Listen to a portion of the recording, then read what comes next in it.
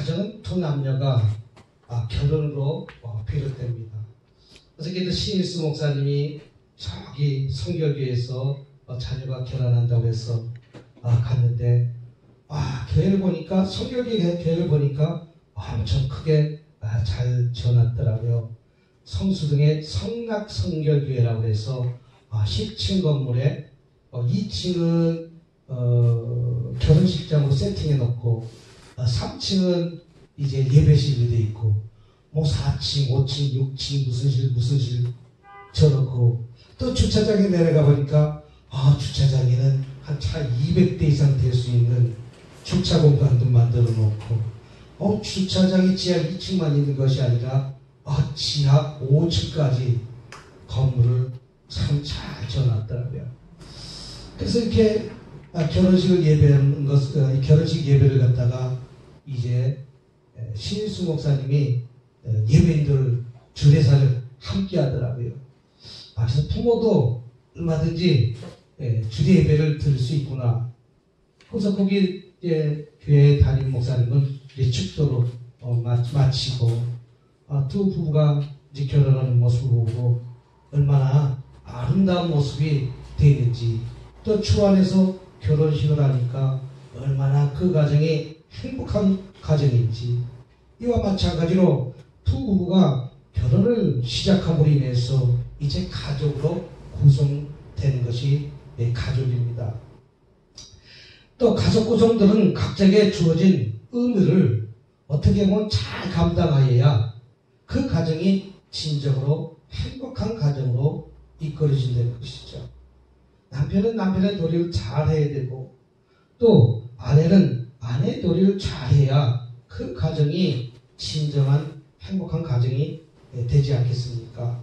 이제 시작은 이제 그 부모도 보니까 여자 쪽의 부모는 아버님이 안 계시니까 두 사람이 같이 들어오더라고. 왜? 아버지가 손 붙잡고 갈 수 없으니까 두 부부, 젊은 결혼하는 부부가 행진할 때 보니까 둘이 같이 들어오는 모습을 보면서 저들이 가정이 오늘 이 5월달 가정의 날에 어떻게 보면 행복한 부부로 이제 출발하는 점을 바라보면서 아마 검은 머리가 흰머리처럼 파뿌리가 될 동안 아주 행복하게 살라고 나름대로 기도하고 왔습니다.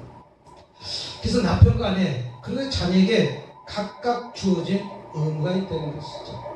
남편은 남편의 도리를 잘 해야 되고, 또 아내는 아내의 도리를 잘 할 때 그 가정이 진정한 행복한 가정이 되지 않을까 생각해 봅니다. 그래서 남편의 도리 무엇입니까? 남편의 도리는 아내를 사랑해야 된다는 것이죠. 화요일날쯤인지 월요일날쯤인지 노 목사님이 찾아오셨어요. 10년 전부터 알고 있는 노 목사님이 찾아오셨는데 나이가 75살 됐고 남편은 80살 됐는데 그래서까지 누구에게도 알지 못하는 아픔이 있었더라고요. 그 아픔이 무슨 아픔이냐면 결혼해서 여자까지 한 번도 집에 들어온 날이 거의 없다시피 하고 돈을 벌어다 준 날이 거의 없다시피 하고 어떻게 보면 한평생 동안 자기를 힘들게 하고 자기를 어렵게 만들었는데 나이가 75살인데도 불구하고 얼마 전에 두들겨 맞아갖고 한 보름 동안 꼼짝하지 못하고 있었다는 것이죠.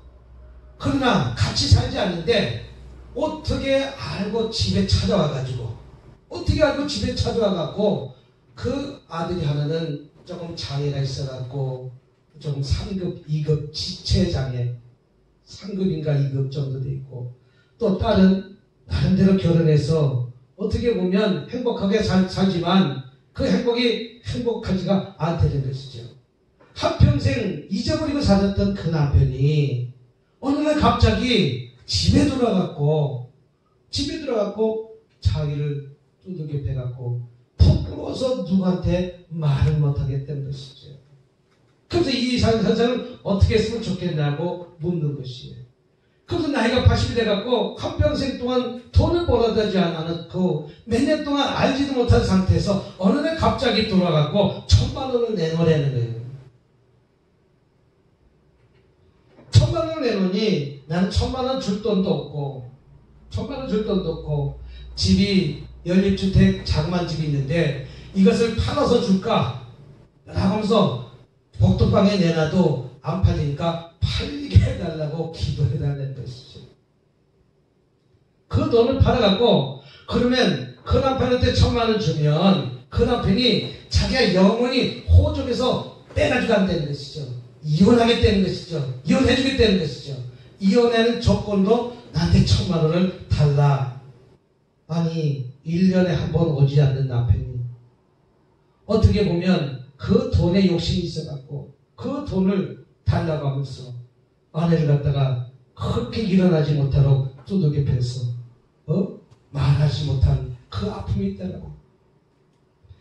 남편의 돈이 아내를 사랑하여도 불구하고 아내를 사랑하기커녕 한평생 동안 어떻게 보면 거름병이 살다가 막 살다가 어떻게 집에 돌아가고 아내한테 돈만 뜯어내는 그런 환경을 보면서 얼마나 가슴이 아픈 일이 아닌지 모릅니다. 이것이 현 가정에 어떻게 그분만 그런 현실이 갖고 있겠습니까?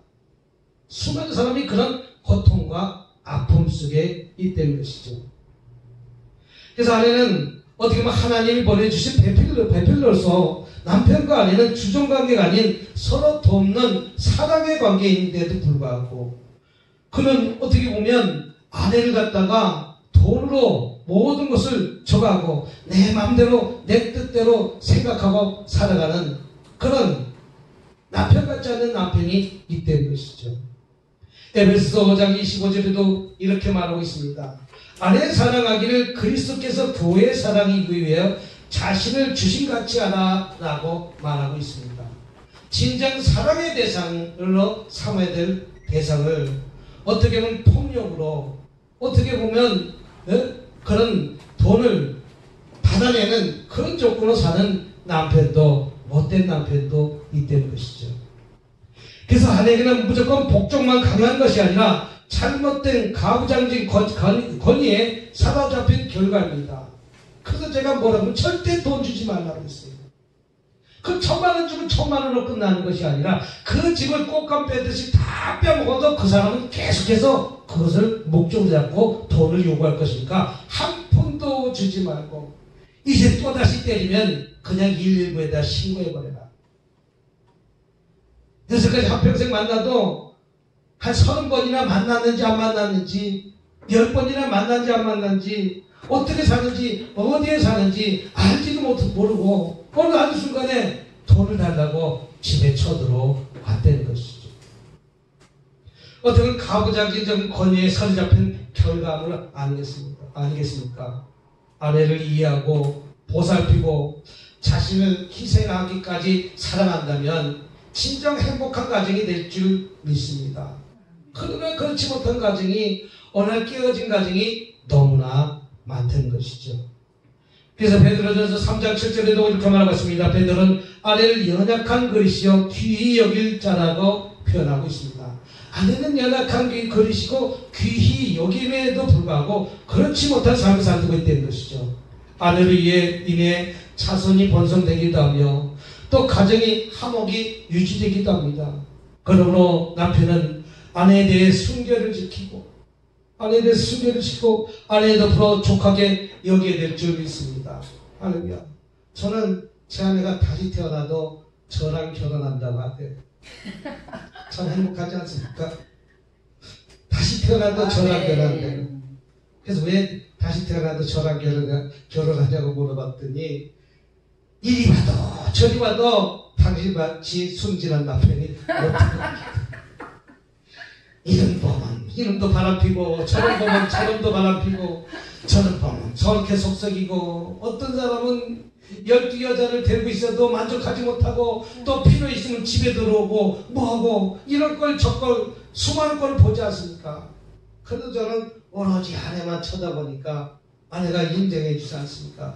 다시 태어나도 나랑 결혼한다고 얼마나 어떻게 보면 끝까지 정결을 지키고 오로지 아내만 바라보니까 아내가 그런 표현을 하겠습니까?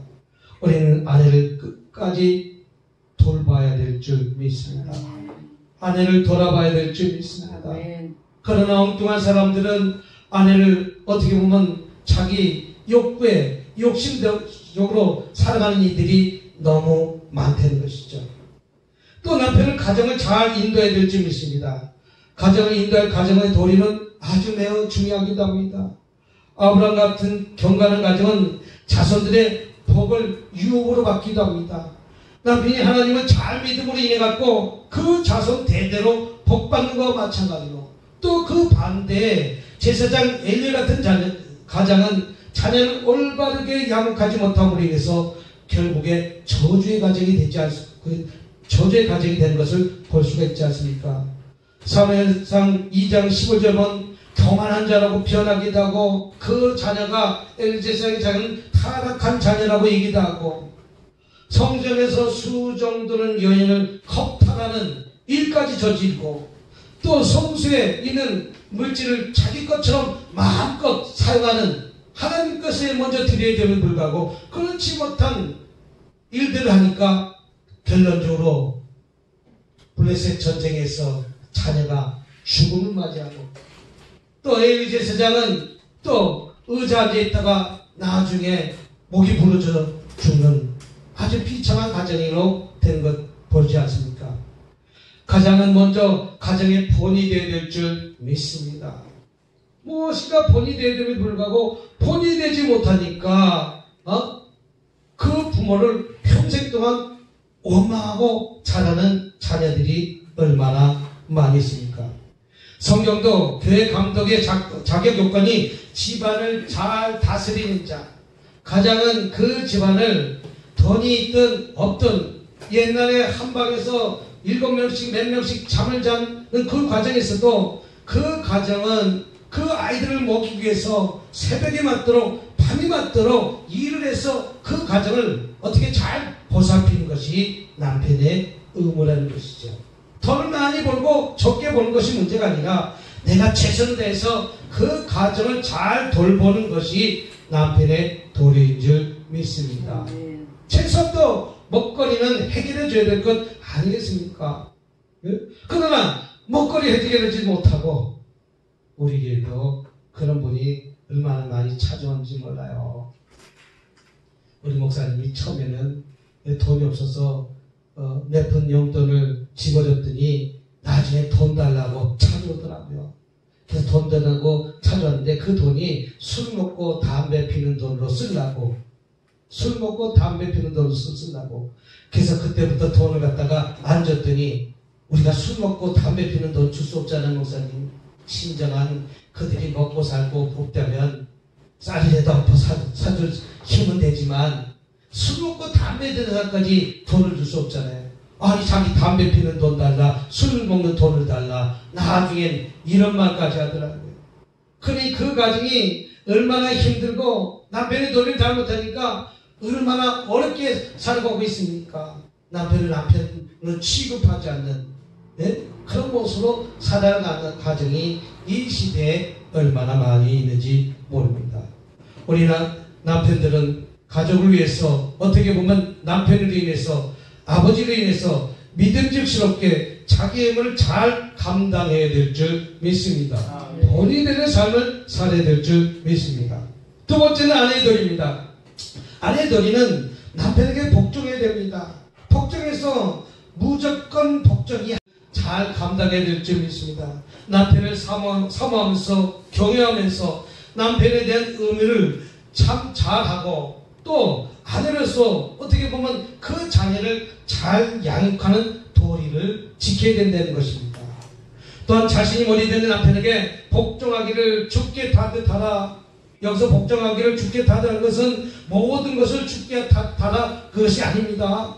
바른 것에 대해서 정도로 가는 길에 대해서 복종하라는 것이지 정도로 가지 않은 것에 복종하는 뜻은 결코 아닙니다.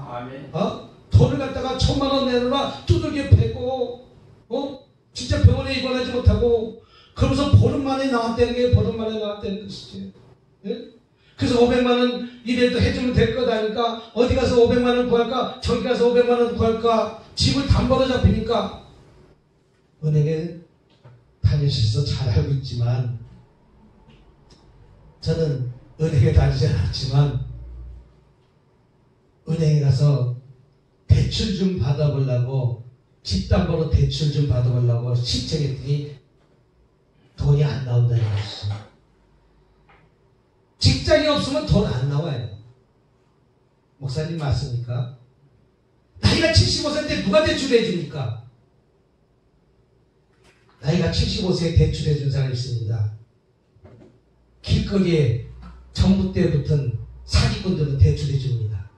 대출해 주는 것이 아니라 그 이자는 500만 원 갖고 나중에 1년에 5천만 원 같이 집 뺏어가는 사기꾼들은 대출해 주지만 나이가 75살 되면 누가 대출해 줍니까? 갚을 능력이 없어서 대출해 주지 않습니다. 그런데 이 은행 저 은행 제2금융권 다 다녀봐도 대출이 안 된다는 것이죠. 대출해 주지 않습니다. 그 대출이 안 되니까 결론적으로 주지 말라는 뜻이 되니까 주지 말고 그러니까 이제 집을 파는 거예요. 1억 3천만 원짜리 집을 갖다 1억 2천만 원에 팔아서라도 주고 싶다는 거예요. 그것도 하지 마세요. 돈 주면 끝이 없어요. 계속 그 1억 3천만 원짜리 집 다 거덜날 동안 그 남편은 돈을 요구할 것입니다.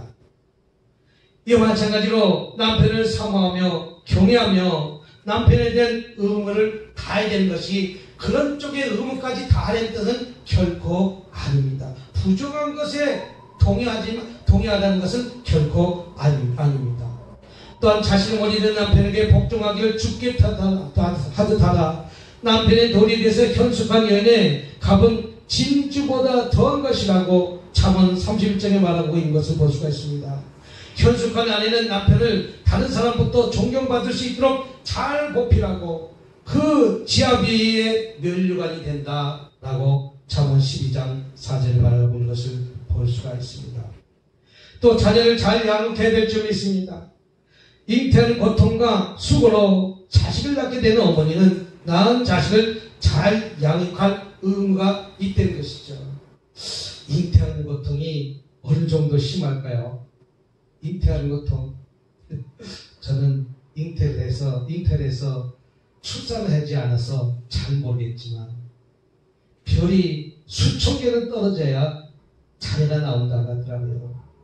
그냥 자녀를 생산하는 것이 아니라는 것이죠. 고통 속에서 며칠을 갖다가 밤을 까맣게 보내면서 그 자녀를 낳기 위해서 얼마나 수고하고 어렵게 그걸 견디고 참고 인냈더니 그 자녀를 낳는 것입니다. 이와 마찬가지로 어미는 어떻게 보면 그 자녀를 잘 양육하면서 어미 책찍과 꾸지람이 없는 자녀는 결국 그 어미를 욕되게 한다고 잠언 29장의 19절에 말씀하고 있습니다. 그러므로 어미는 자녀를 어떻게 보면 잘 양육하는 본이 되어야 될 줄 믿습니다. 그런 세상에 수고를 낳은 그 자녀가 잘 되라고 어떻게 보면 한나처럼 사회를 잘 되고 밤이 맞도록 새벽이 맞도록 흐느끼면서 하나님 앞에 나와 기도하는 한나 엄마 아니겠습니까? 그러니까 나중에 사회처럼 나중에 하나님이 쓰시는 귀한 종으로 쓸 수 있는 것 아니겠습니까? 이와 마찬가지로 흔히 말하기를 가정교육이 중요하다고 하는데 이 가정교육의 많은 부분은 감당할 몫이 어머니가 감당할 몫이 크다는 것이죠. 왜? 가족과 자녀와 함께 있는 시간이 더 많이 있기 때문에. 또 그래서 자기 어미가 그 자녀를 잘 보필하는 것과 마찬가지로 그것이 바로 어미에 대한 의미입니다. 마지막 세 번째는 자녀들입니다. 자녀는 부모를 잘 공경해야 될 점이 있습니다. 요새 아파트가 왜 이렇게 긴지 모르겠어요. 글씨도 잘 모르겠어요. 우리 아들 아파트도 무슨 아파트요? 우방 무슨 힐스테이트 뭐 힐테이스 우방 힐데이스트 무슨 아파트 잘 찾아가기가 힘들다. 글씨를 몰라. 우방 뭐 힐스테이트 무슨 아파트 무슨 아파트 왜 이렇게 길게 써놨냐고 그랬더니 부모가 찾아오지 못하게 이름을 길게 만들었다니. 그 이름 외우다가 잊어버리라고. 진실은 아니겠지만 자녀는 부모를 잘 공개해야 될 점이 있습니다. 저는 한 가지 후회되는 것이 있어요. 우리 어머니는 맨날 당모가지만 좋아하지 않았어요. 당모가지만 좋아하는 줄 알았어요. 어렸을 때 보니까 어머니는 맨날 당모가지만 잡수시더라고. 당모가지만. 그래갖고 토론해갖고 통닭을 한 마디 갖고 왔는데 이 멍청한 아들이 엄마 당모가지 제일 좋아하지 당모가지 드세요 그랬더니 어머니가 그런 말 얘야 나도 살코기 좋아한다. 그때 눈물이 핑 돌면서 나는 어머니 한평생 살아가는 동안 당모가지만 드시는 것만 봤고 닭발만 드시는 것만 봤지 살코기를 먹는 것을 보지 못했던 것이 내가 결혼하면서도 그 어미가 아직까지도 닭살 가슴살을 좋아하는지 깨닫지 못하고 살았던 멍청한 일도 있던 것을 얼마나 후회한지 모릅니다. 그러나 그 어미는 한 32살 되니까 이제 닭살 먹일 힘이 되니까 안 계시고 없더라는 것이죠. 닭가슴살 먹이고 닭다리 잡수시게끔 할 수 있는 그때가 오니까 어머니는 계시지 않게 된 것이죠. 내 어머니는 당모가지 먹을 것이 뭐 있습니까? 뜯어도 당모가지 깰 게 없고 살이 뜯어도 껍질밖에 없지 않습니까? 아들들을 먹이기 위해서 자녀들을 먹이기 위해서 팔남매를 먹이기 위해서 닭 한 마리 사갖고 당모가지 이렇게 안 먹는 당모가지 그렇게 뜯을 수밖에 없으니까 당모가지를 드신 것을 나는 어렸을 때 당모가지가 좋아하는지 알고 당모가지 드시라고 말한 것이 얼마나 후회가 되는지 이제 깨닫고 나니까 어머니는 이 땅에 계시지 않다는 것이죠.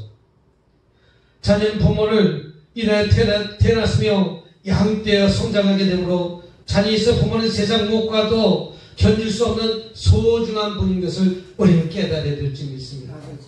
또 자녀들은 부모의 훈계를 잘 들어야 하며 부모의 훈계의 법은 자녀에게 모리와 아름다운 관이며 또 목에 금사슬이라고 잠언 1장 8절 9절에 말씀하고 있습니다. 또한 부모의 교육은 등불과 빛이며 생명과 같다 이렇게 표현하고 있습니다. 그 부모가 자녀를 잘 되길 바라지 자녀를 죄악의 길로 구렁텅이로 끌고 갈 부모가 어디 있겠습니까? 아프면 나도 내 자녀를 키울 때 병원에 24시간 응급실에 데려간 적이 있지만 내 부모가 아프니까 엄마 내일 아침에 병원에 문 열면 가면 안 될까? 이 멍청하게 어머니는 얼마나 아팠으면 아프다고 전화 왔을 때 응급실로 데려가지 못하고 엄마 내일 아침에 병원에 문 열면 가면 안 될까? 내 자녀가 아팠을 때는 나는 업고 뛰고 응급실로 달려갔지만 내 부모가 아팠을 때는 나는 응급실로 달려가기 전에 내일 병원에 가면 안 될까? 이제 철들고 나니까 그 부모는 안 계신다는 것이죠. 그 부모는 이 생전에 효달라고 그러니까 안 계신다는 것이죠. 또 지금 살아계시면 아직까지도 당모가지 또 될지도 모르겠어요. 내 형편 처지를 또 쳐가면서 지나고 나니까 얼마나 후회가 되는 일이 아닌지 모릅니다. 또 형제간에 우애가 있어야 될 줄 있습니다. 한 부모 안에 혈육된 형제들은 진한 사랑의 지체가 되어야 될 줄 믿습니다. 오늘도 이 건물의 주인을 보니까 3형제가 이 건물을 놓고 서로가 자기 것이라고 다투는 모습을 보면서 좀 더 똑같이 나누려고 생각하면 되는데 서로가 다투고 있는 모습을 보면서 얼마나 안타까운 일이 아닌지요. 어떻게 보면 이것이 우리의 현실 아니겠습니까? 그 부모는 이 건물, 할머니가 살아계실 때는 이 건물 뭐라고 말씀하고 계시냐면, 내가 살아있을 때 이 건물을 너네들한테 물려주는 것이 아니라 내가 죽고 난 다음에 너네들 셋이 똑같이 나누면 될 것인데 저것들이 왜 달라고 하는지 모르겠다는. 첫째는 첫째가 달라고 하고, 둘째는 둘째가 달라고 하고, 셋째는 어떻게 셋째가 정확하게 달라고 하고, 나가 죽고 난 다음에 똑같이 나누면 될 것인데, 그래서 그 부모는 죽는 그 순간까지 자녀를 똑같이 나눠주는 모습이 부모의 마음입니다. 자신의 이익을 우선시하는 친구들 사이에서 느끼지 못하는 희생적이고 헌신적이고 형제간의 사랑은 남을 사랑할 줄 아는 비결을 배우는 첫 번째 단계일 줄 믿습니다. 어린 시절부터 쌓은 많은 추억과 어떻게 보면 공동 경험들을 서로 뛰어넘을 수 없는 관계로 이끌어야 될 줄 믿습니다. 자신을 학대하던 형들에게 사랑을 베푼 요셉. 형들은 나를 버렸지만 요셉은 끝에 나중에 축복받아서 그 형들을 끝까지 사랑으로 어려움을 처했을 때 감싸 안아준 것과 마찬가지요. 형제가 우애가 있어야 될 줄 믿습니다. 또 버려진 동생 모세를 끝까지 따라가 지킨 누이 미리암, 그 버려진 동생을 끝까지 쫓아가서 그 동생이 어떻게 됐는지 보살피는 그 누이 미리암 등 성경에도 형제 사랑을 축복받은 형제간의 이야기가 너무 많이 언급되어 있습니다. 지금 이 사회가 형제도 없고 부모도 없고 자식도 없는 이 시대에 우리는 성경 말씀을 통해서 한번 뒤돌아보는, 오늘 1년에 한 번밖에 없는 이 가족의 날을 위해서, 가정의 날을 위해서, 엊그저께가 어린이날, 엊그저께가 또 어버이날, 또 이제 조금 있으면 스승이날, 또 부부의 날도 있지 않습니까? 오늘 이 말씀을 통해서 부부가 더 서로 사랑하는 필요로 나누면서, 오늘도 참 안에서 몸이 좀 춥다고 그러니까 얼른 아스피린 2알을 갖다 주면서 물하고 다 갖다 주면서 빨리 먹으라고, 빨리 먹으라고. 저 온이 산 게 아침에 춥더라고요. 그랬더니 아스피린 2알을 갖다 줬어. 입에다 밀어 넣는 거예요. 빨리 먹으라고. 사랑하니까 빨리 먹고 말씀 증거해야 되는데, 아프지 말고 빨리 일어나서 약 먹고 저가라고 으실으실 춥다고 그러니까 그것이 어떻게 보면 사랑이 있고 가족 간의 구성이 사랑한 마음이 있으니까 이렇게 되는 거와 마찬가지로 형제 간의 사랑, 이 부모의 즐거움이 될 줄 믿습니다. 아멘. 우리가 1년 동안 되돌아지 못했다면 오늘 목사님이나 저나 아내를 좀 더 이해하고 이제 부지런히 분리쓰기도 잘 버리고 저는 분리쓰기 담당 아닙니까? 분리쓰기도 잘 버리고 좀 더 아내를 품고 이해하는 저와 여러분이 되시길 주님의 이름으로 부탁드립니다. 기도하겠습니다. 가정을 축복하신 하나님, 저희 가족 구성원들로 서로 공경하며 또 우애하며 행복한 가정을 이루어나갈 수 있도록 인도해 주시옵소서. 저희가 하나님의 말씀을 잘 순종함으로써 이후로부터 칭송받는 복된 가정이 되기를 바랍니다. 그래야 하나님께 영광을 돌며 빛과 소금을 잘 감당하여 하나님께 칭찬 들을 수 있는 가정으로 축복하여 주시옵기만을 간절히 바라며 우리 주 예수님 이름으로 기도드렸습니다. 아멘.